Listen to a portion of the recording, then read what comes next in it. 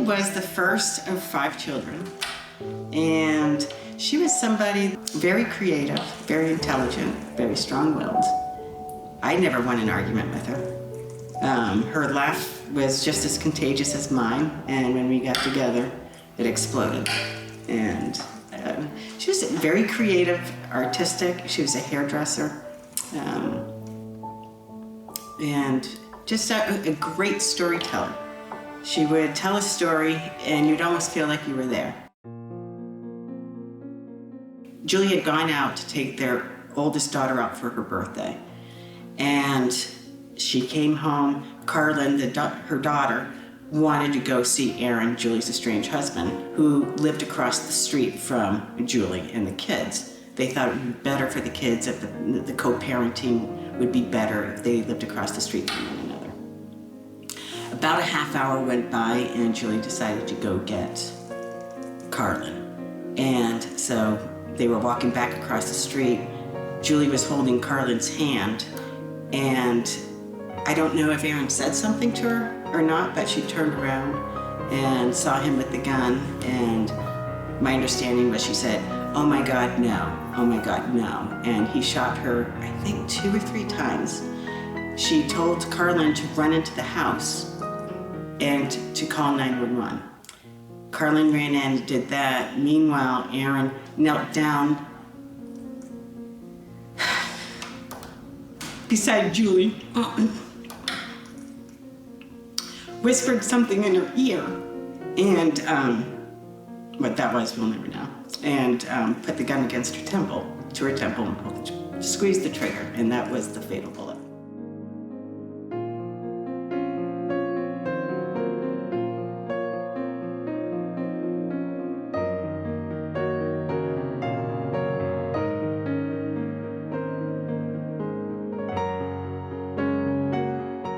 I was talking to a friend of mine on the phone. I was living in Reno, Nevada at the time.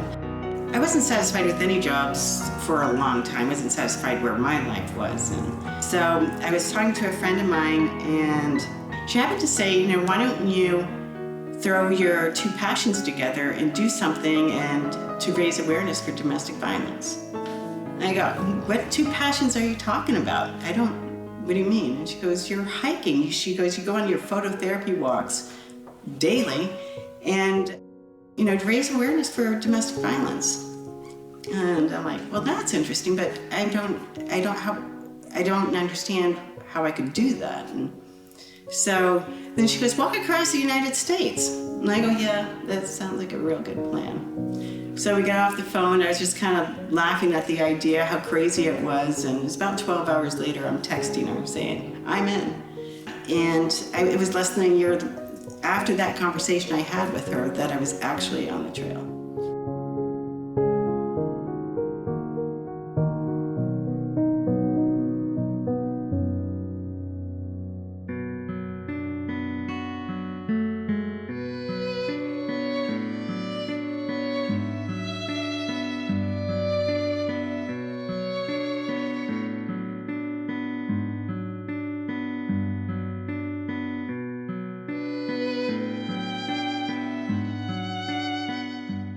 I didn't want to leave. I did not want to go. I was scared. I was incredibly scared to start the journey. I started going in through these little towns across America. I was stopped countless times by victims of domestic violence, people that knew of somebody. It touched every day. People stopped me. Every single day, people stopped.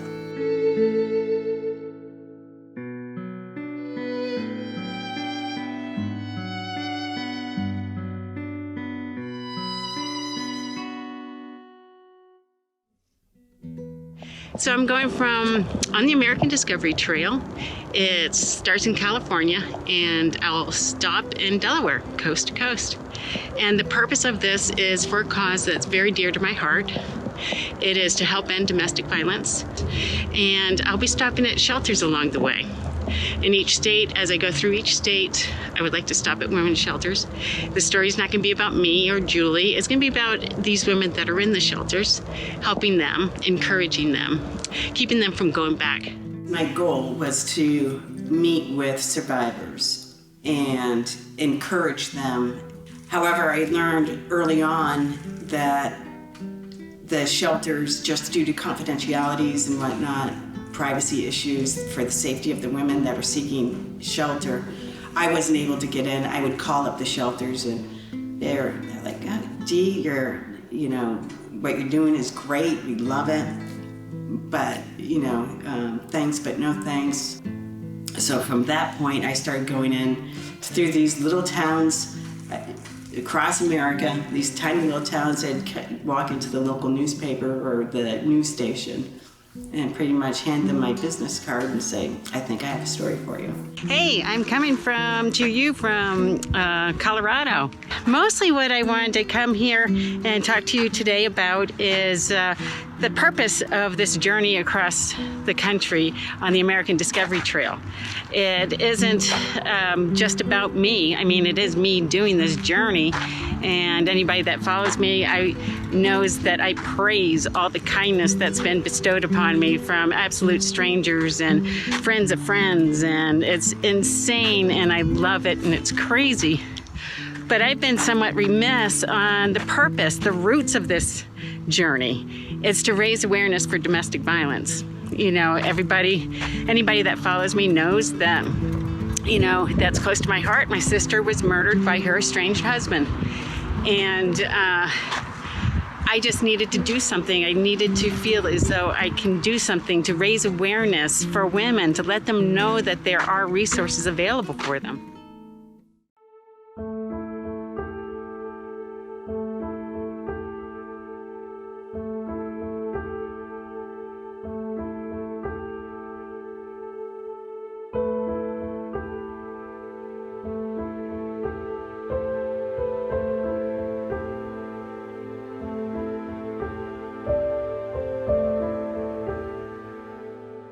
There are a lot of parallels, I believe, in what I did hiking across the United States and a victim of domestic violence. How to be resourceful when you need to be, when you're in the throes of something that you weren't expecting to come up, and always being aware of my surroundings and being able to go forward.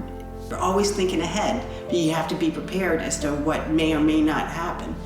Every single day I was out there, I felt very isolated. I felt very vulnerable, sometimes more so than others, and that's exactly how a victim of domestic violence feels, very isolated and very vulnerable. I have a friend that, at first she was like, if you want to quit after 5 days, nobody will think of you as a loser. And it was just her saying that stuff to me. I think she's trying to be supportive, but my stubbornness came out and I was like, I'm going to prove them wrong. At one time I was ready to quit. I was in so much pain. My feet hurt, my knees hurt, I took a fall. I was sobbing. I was just in so much pain. I couldn't sleep. And I had told myself I quit.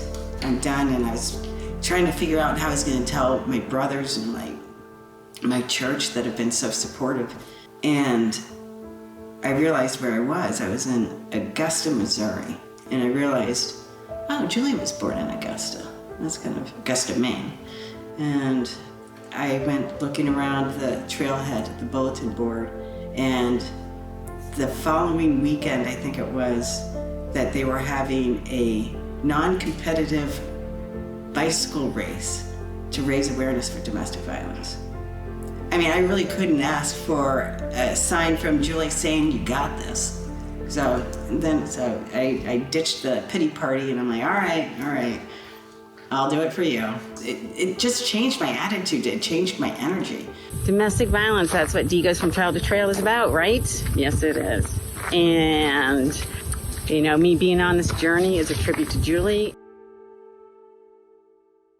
She was there on so many different times. I've always connected butterflies with Juli. And I remember being it was in California at times, on the Katy Trail in Missouri, just surrounded by butterflies. The thought would be, I don't feel like going on. And inevitably, there would be a butterfly that would just fly by.